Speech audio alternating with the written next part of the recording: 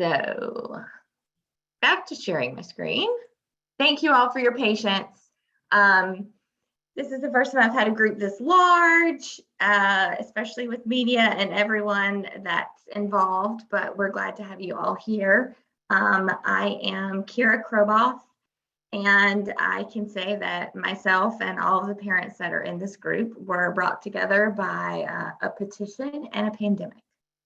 And initially it was the petition to support Wake County schools to keep masks on our students at this time during the pandemic until they can be vaccinated.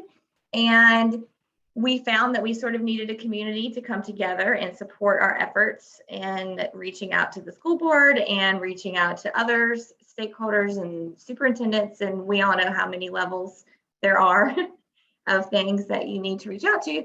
So surprisingly, the group, or perhaps not surprisingly, the group has grown. So I just checked a little while ago, and we're over 1,500 parents and concerned citizens in our group.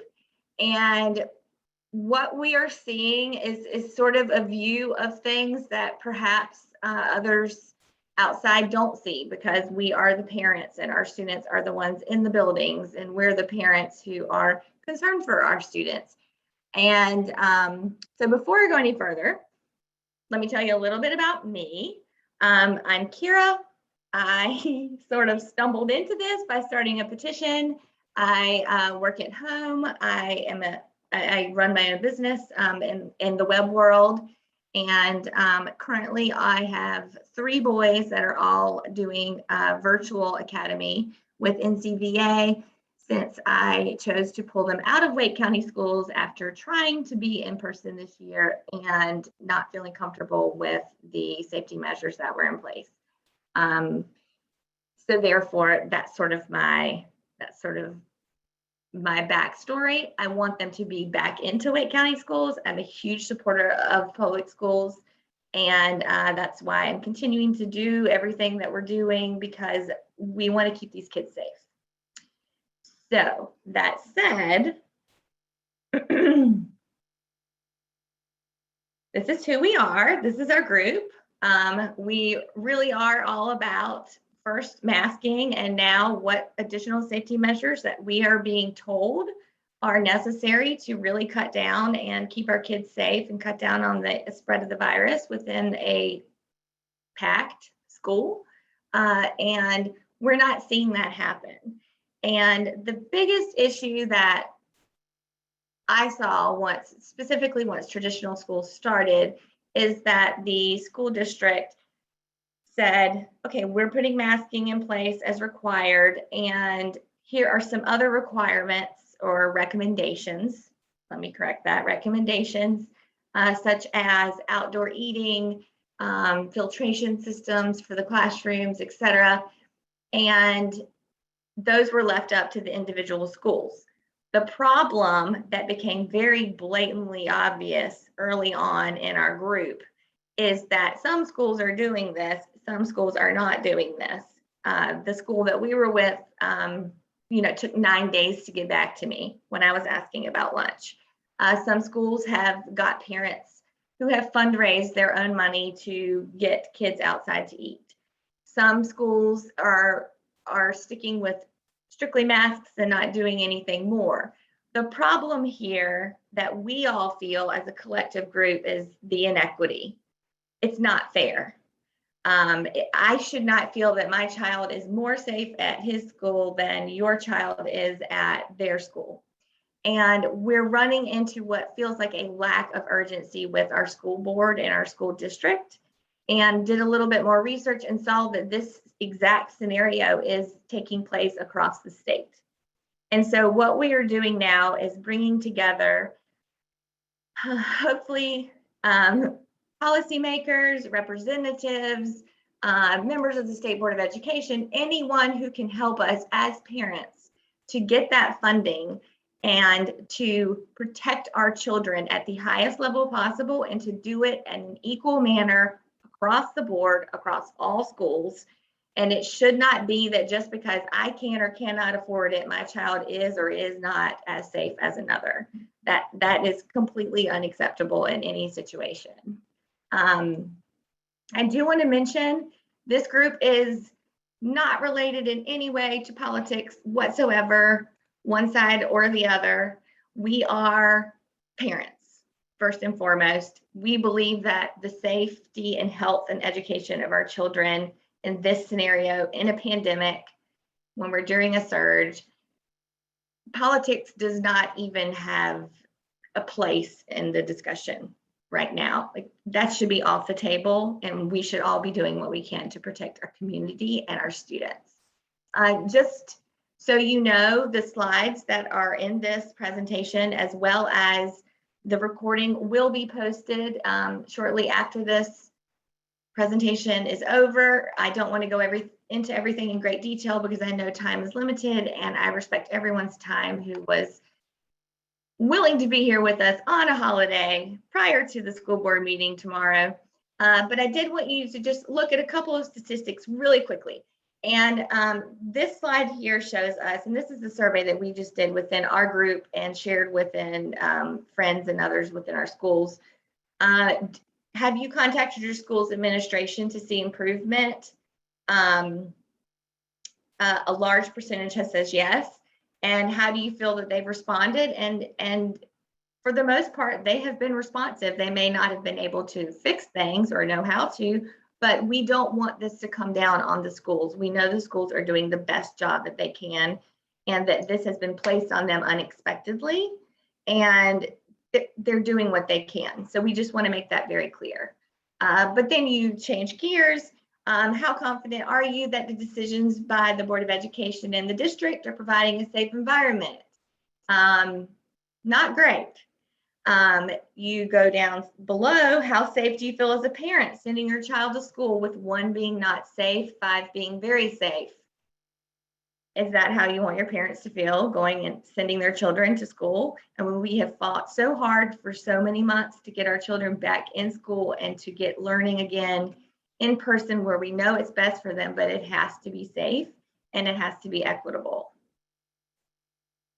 This also will be sure that you get, these are all just various safety measures, some small, some big, all recommended by the ABC Collaborative and other groups. And you'll see the greatest percentage here is 64% for sanitizer. Every single one of these measures that are safety measures should be boom over here at 100%. That's where we want to see it. So we are coming to you today as leaders of our state to tell you that we're asking for help. We are asking for guidance. We are asking for your voice. Lend your voice to the situation. Help us understand the best way to put the urgency on our school district, the largest in the state, so that we can position ourselves perhaps to be leaders so that other districts across the state can follow us and do as we do, which would be amazing. And altogether, the state of North Carolina ends up in a better place, and which would be great for everyone.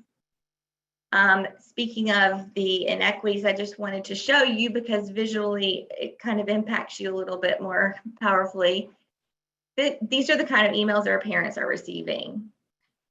GoFundMe accounts for air filters, GoFundMe accounts for outdoor seating, GoFundMe accounts for a combination of the above. School newsletters with the PTA asking for $650 air purifiers for the classrooms to be donated by the parents. Same thing here with another PTA newsletter. I have probably 3 times this amount just sitting in my inbox. So this is just a sample for you to see that this is real, this is happening.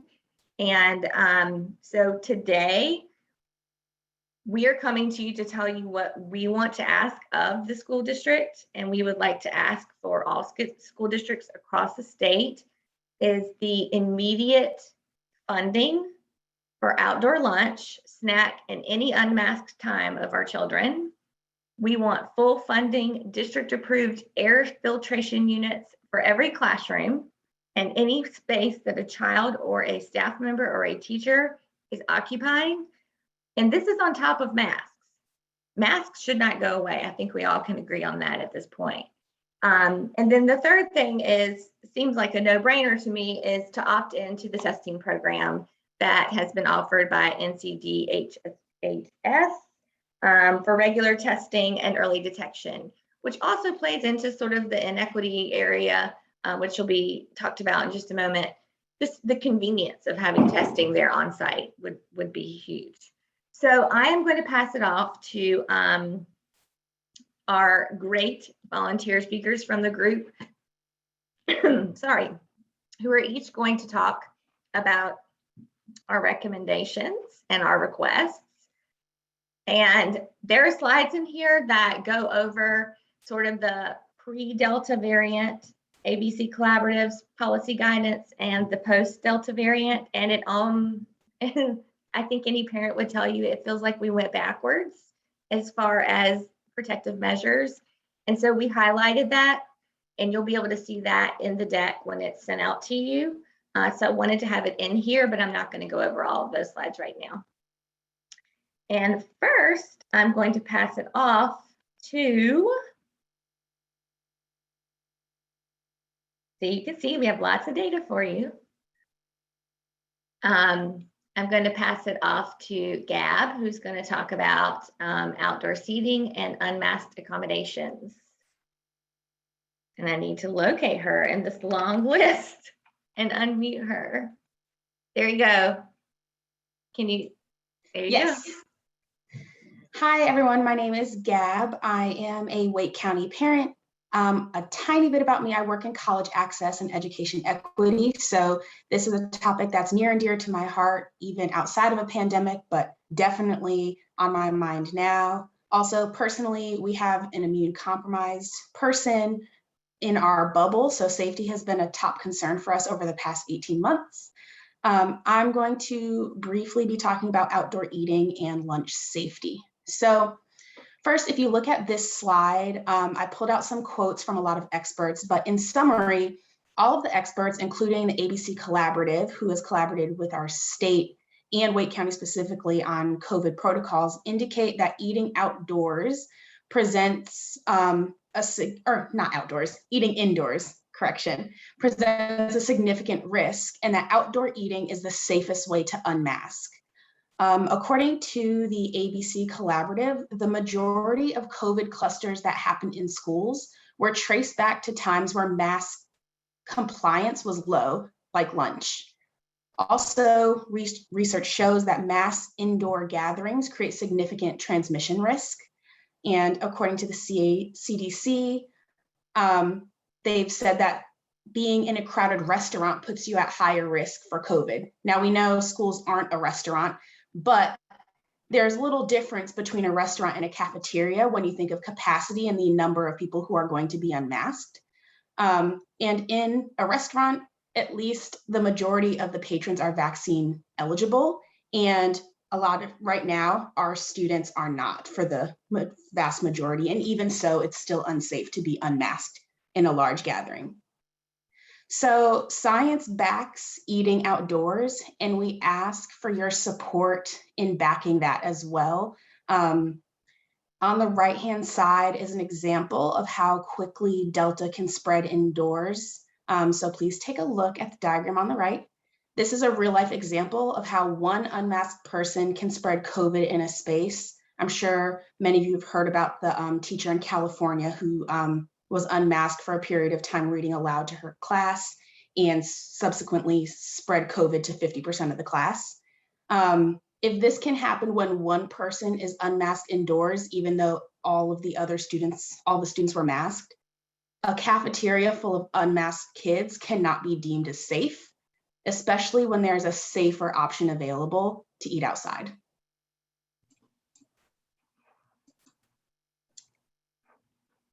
And then on this slide, this is two examples of two elementary schools in Wake County.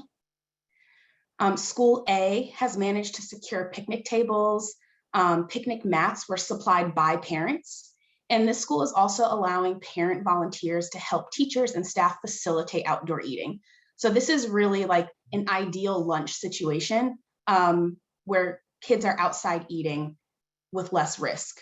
In school B, on the right-hand side, lunch is inside most days. They were also indoors for lunch last week when we did have some good weather, and can have whole grades in the cafeteria, which can be up to 100 students unmasked at a time.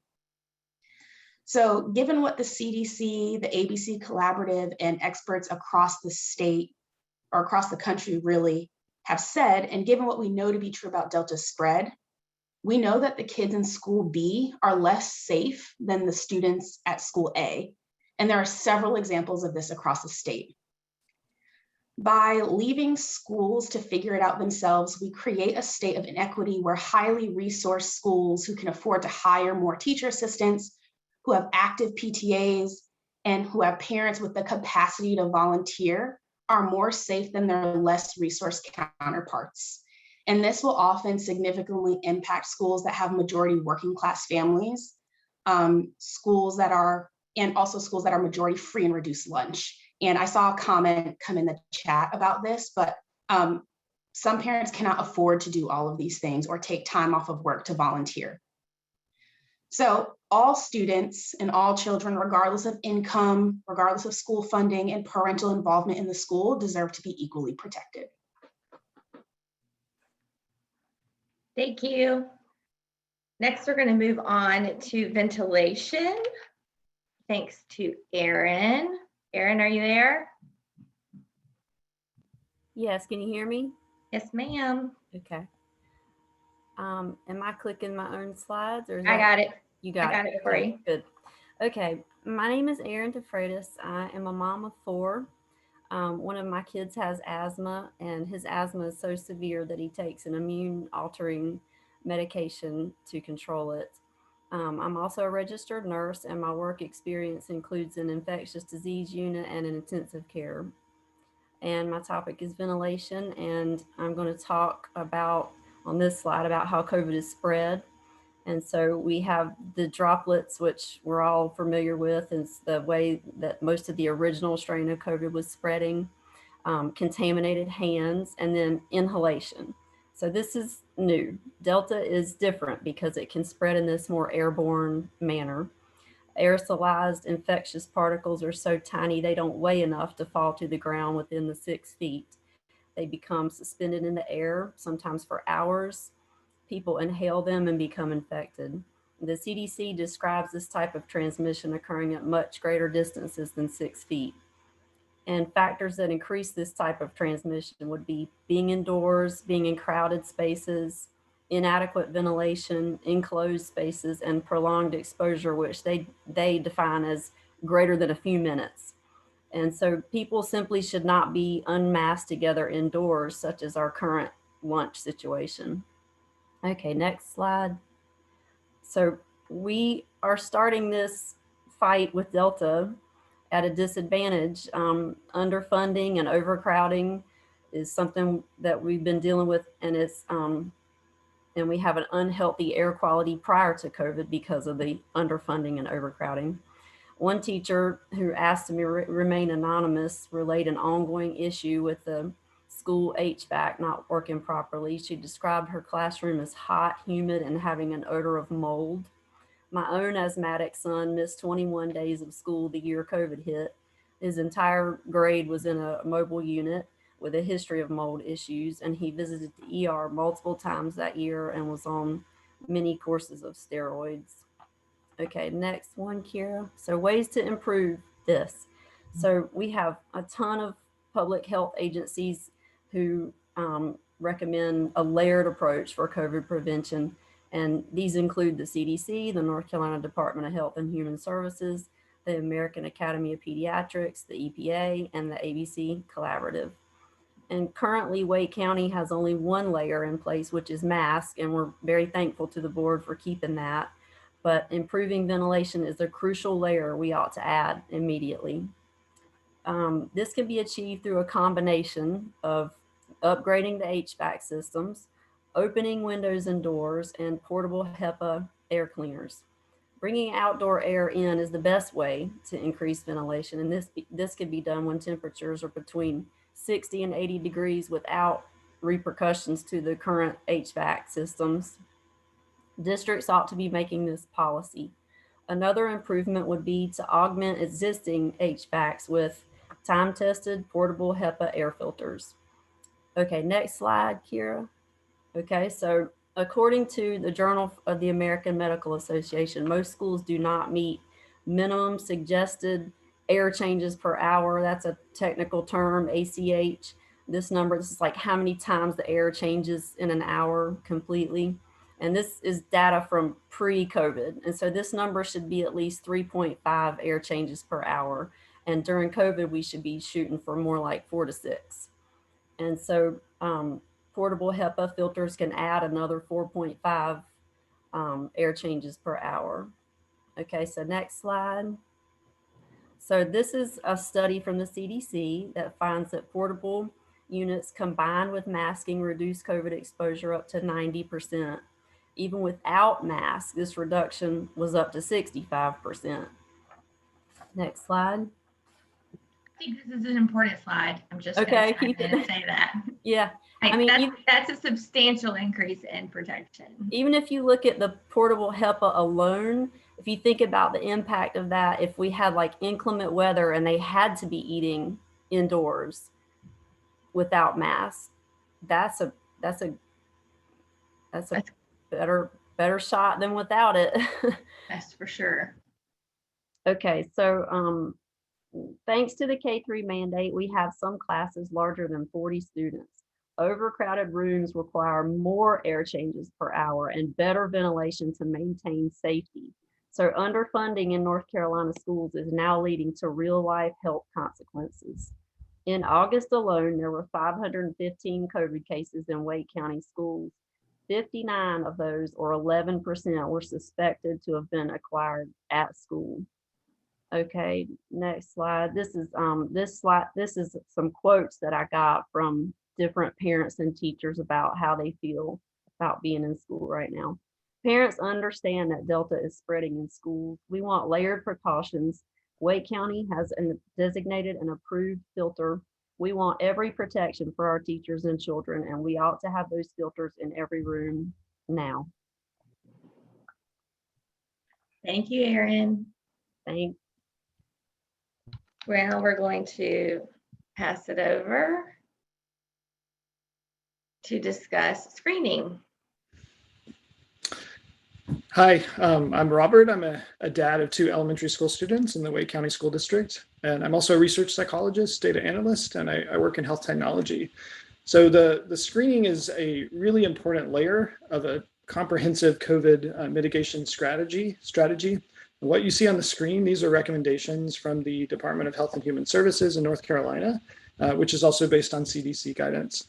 And what you'll notice here is this is broken out by the current community transmission level. So when community spread is low, then screening is not that big of a deal. And so you'll see, you might offer it to teachers, you wouldn't offer it to students, you might keep the high-risk sports and activities, doing screening. However, when community spread is high, when the transmission level is high, as it is now, that they do recommend that screening be done for students, teachers, and staff.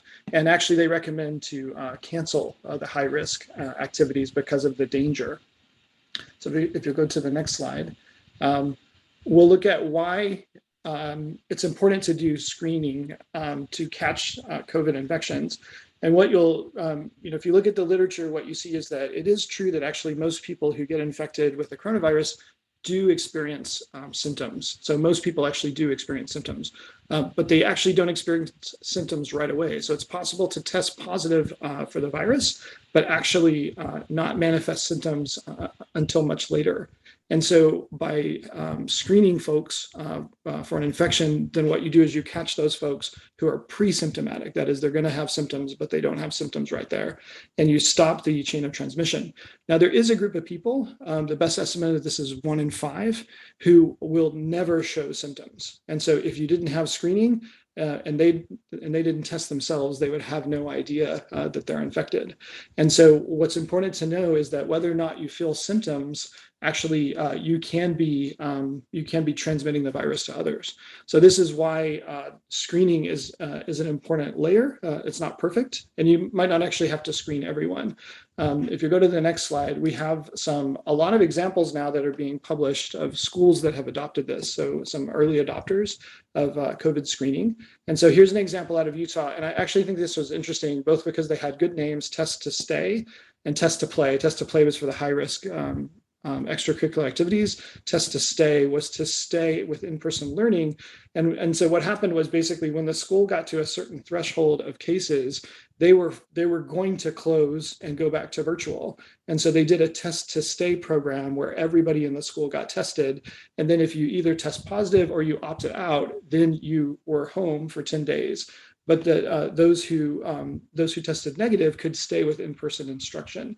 So this was a one-time deal. But if you look at the RAND report on the K through 12 testing, you can read a variety of learnings from different school districts and different situations who have adopted regular testing, and you can learn from their best practices. Some things they say is that testing, big deal, testing needs to be easy. We talked a lot about the inequalities. It's not equally easy for someone to go get a test in different neighborhoods. And so by having it at the school where it's easy to do, it's on site, then that makes it possible for people to do it. It's actually very beneficial. Typically parents appreciate that. You also need to make sure that it's easy for parents to give their approval or for parents to opt out. And you also need to make sure that the results come quickly so that they're actionable. Because if it takes too long to get the results, then you can't act on those results if the results are slow. So if you go to the next slide, there's a really great study. This was from North Carolina State University and UNC Chapel Hill. And what it is a simulation. So they're trying to help policymakers look at that impact of what happens if we add testing. And so what you'll see here is actually, if you don't, so this is masking and testing. If you don't do masking at all, so this axis is the total number of people infected over the course of a semester. This axis is, how many days you are into the semester. So it's super clear without a mask mandate. We're so happy that the district does it. You're going to have problems because most of the students will be infected over time. But what is the impact? So basically masking gets you down here. So what's the impact of adding that regular testing? And so you can see you go from a level of 50% to a level of 25%. And so it can make another large reduction in the number of students that get infected by catching those infections early. And if you'll go to the next slide, then thankfully, if school districts had to figure this out on their own, it would probably be impossible. It would be completely infeasible just due to funding and due to logistics. Thankfully, the state has made this program available. Districts have to opt into it. And a good number of districts in North Carolina have already done so.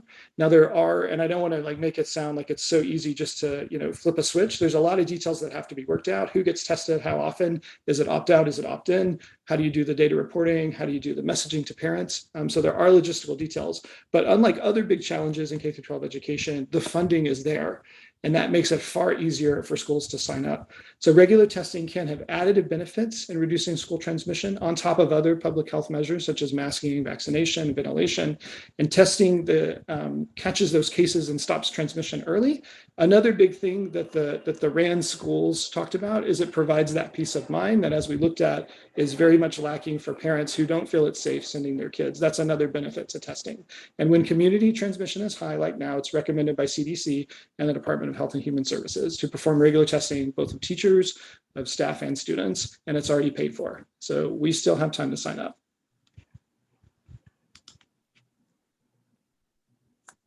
And just so you know, this is supposed to be a topic of conversation during the working session tomorrow for the school board meeting. I did not see it on the agenda in any terminology that made it clear that a vote was going to be made. So write your Board of Education members, parents who are here while I have your attention.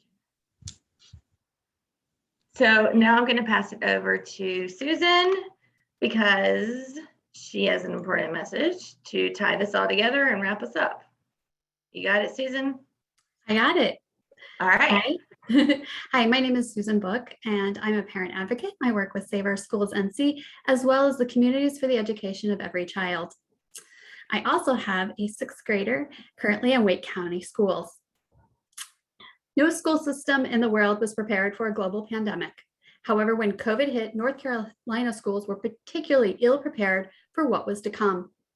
In 2015, according to the State Board Facilities Needs Survey, we had $8.1 billion in facility needs. Due to inaction, that number has only grown, and we are now at $12.8 billion. While the responsibility for school buildings and facilities falls on the shoulders of our local counties and districts, it is clear that many needed assistance far before the pandemic, and now needs are greater and dire. This is especially true in our rural counties. It's past time for a statewide school bond to spend money. The NCDA has unspent money from an unspent fund balance sitting around doing nothing. Every child should have a building to be proud to learn in, and most of all, a safe building. Not only has North Carolina lagged behind in the upkeep of its facilities, but our state has also failed to provide a sound basic education for all children. This is the Leandro case. The state has failed in its responsibility to the students of North Carolina for far too long. The Leandro court ruling is not a suggestion to our lawmakers. It's not a menu, but it is a court order. To be safe in a building, we need more than equipment and ventilation and testing.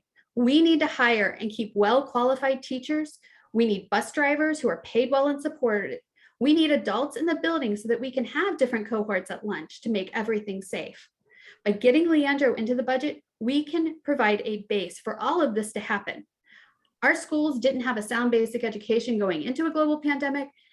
That still shouldn't be the case when we are through this. The brunt of the responsibility of what many parents spoke on certainly falls on the shoulders of our local leaders. That is why districts were given ESSER funds directly. I even realized that many positive plans were in the works to provide recovery for our students. However, how can we plan for recovery when we're still needing relief? We're still in the thick of it. R in the ESSER acronym stands for, in fact, for relief and not recovery. We are asking for equitable spending district-wide so all buildings are safe. The other part of this absolutely lies with state lawmakers. All the inequities of the past 27 years got worse when we were faced with this community crisis. For years, these inequities have put serious strain on local budgets, some without the revenue to support the needs of the community and the extra burden of state neglect. The Leandro case gives our lawmakers a roadmap to fix it. This is the time to show up for public education. This is the time to show up for children.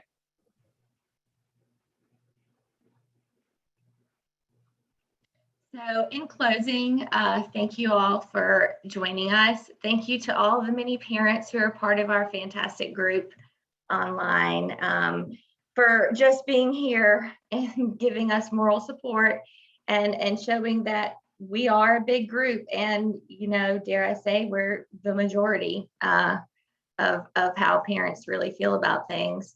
I truly believe that we can do this together. We all find common ground, come together and make this happen. I think the important thing that we really need to focus on that is missing is urgency. I'm really tired of hearing, we'll discuss this next time, or we'll look into that. We're past that. These kids should not have stepped into these school buildings without these measures in place. And that goes for every student in this entire state.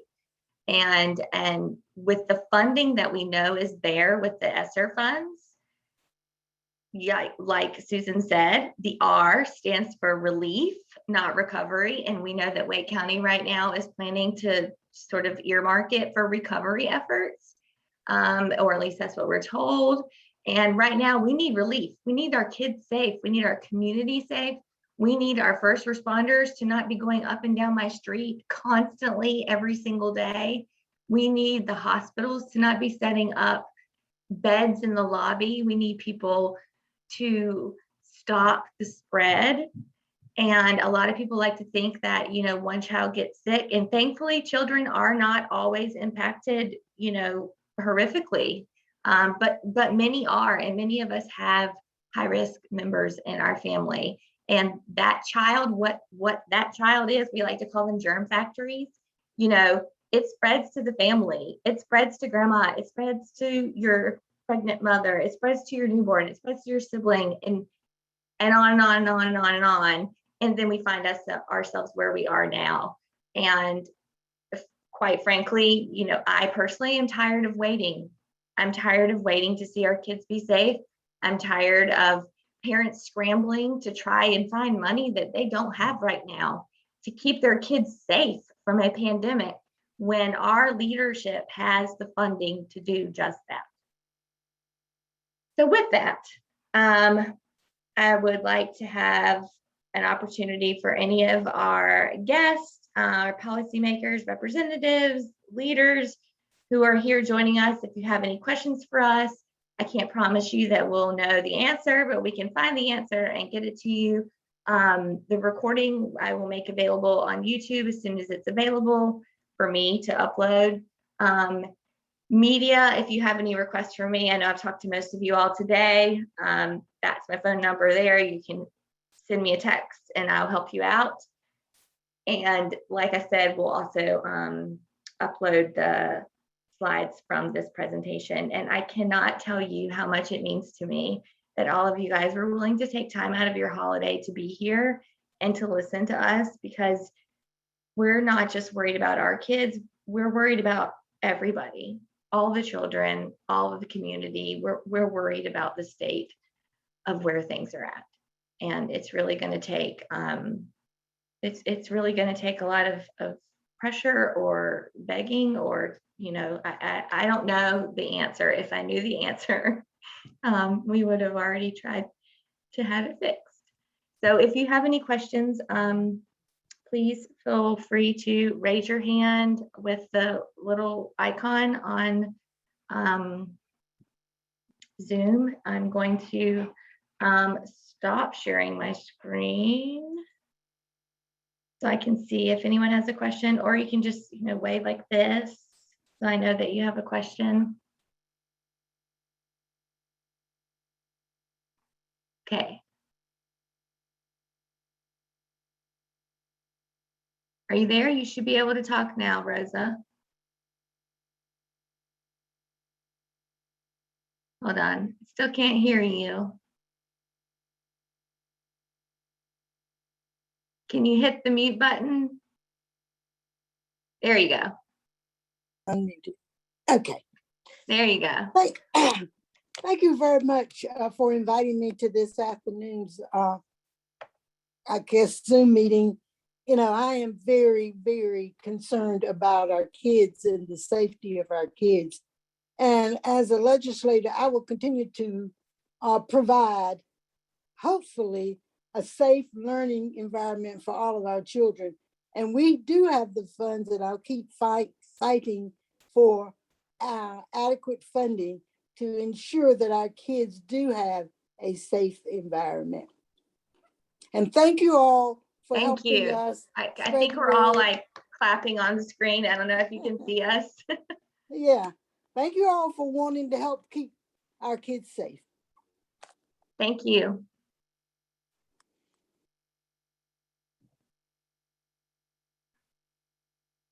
Anybody else? I can only see certain people at a time. Let's see. Does anybody else see anyone waving their hands? I'm flipping through the screens. I don't think so.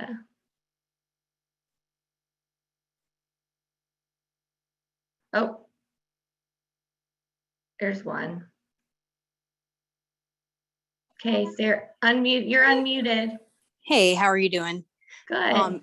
I'll keep my video off. I'm juggling children at the moment, but I did want to make a comment. I'm from Yates Mill Elementary. I'm a parent at Yates Mill Elementary and on the PTA, and it sounds like just like a lot of PTAs, we're looking at raising funds for air purifiers in our classrooms.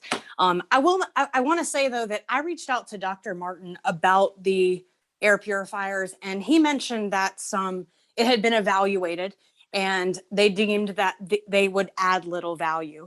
So I'll say that again, as someone that doesn't have good familiarity, right? Like I'm no expert at air quality. Who do I believe, right? Like what do we, how do you proceed with that? You know, when they say you have a board member saying that they've evaluated it, they updated the HVAC systems or cleaned them or serviced them or whatever, and funds should be spent elsewhere. Okay, but then what's the plan to spend the money? So I at this point, I'm supposed to be helping to raise funds for our PTA, but do I? Is it value add? I don't know the answer to that.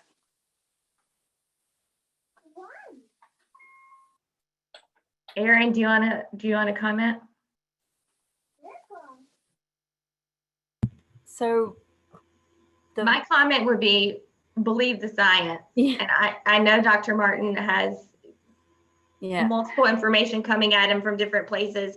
And I think that the answer for air filtration back a year ago would be different than the answer now, because we're dealing with a different beast. Absolutely. It's a more airborne virus. And there's a lot of like snake oil type stuff out there about ions. And what I'm talking about is a tried and true HEPA filter that's been around for years. And there's quite a few studies. There's a CDC study, and there's another study, and I can't remember, but I have it here somewhere. And you know, the air filter alone won't be foolproof, but the idea is the layers. It's just one more layer in the layered precautions that all of these public health agencies are recommending.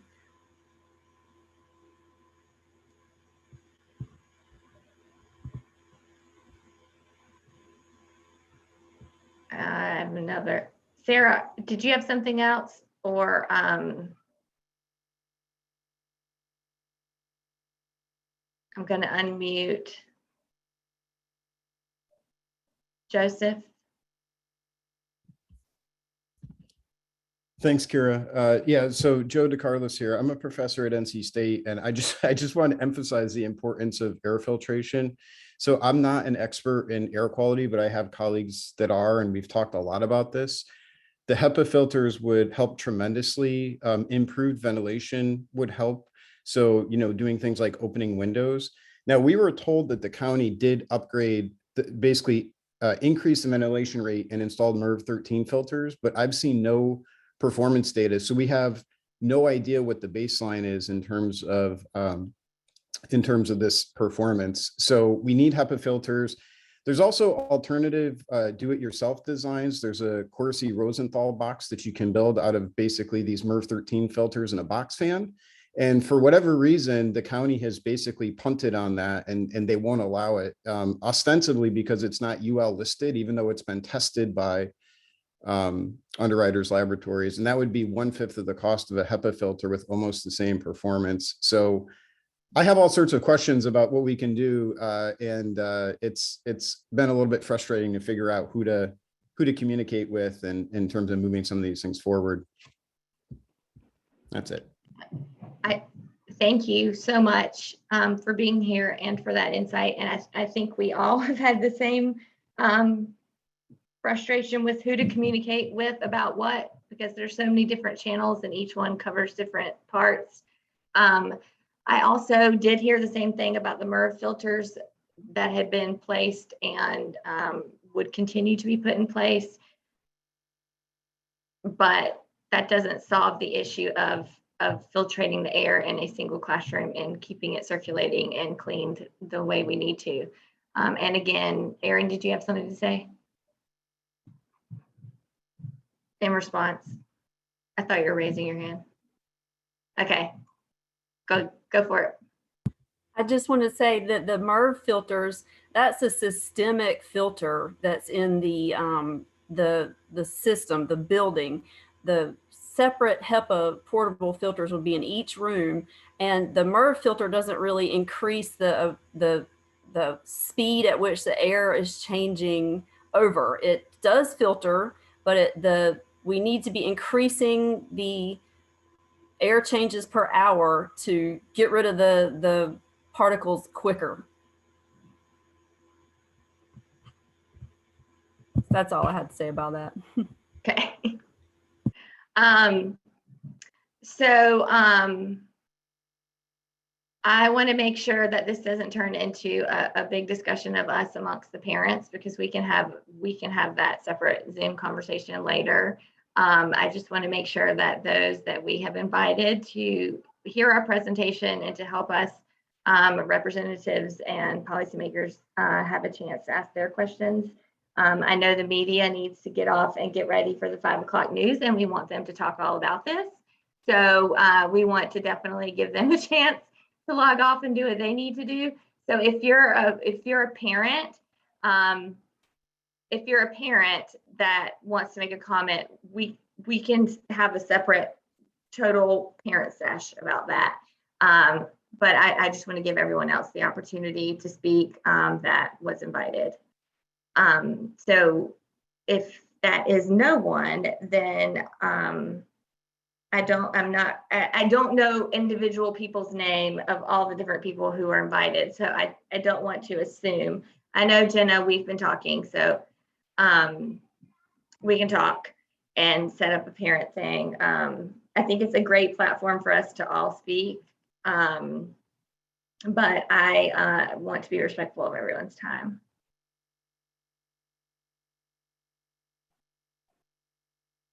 If that's it, I'm looking to make sure that no one is waving their hand at me or shouting loudly. Okay.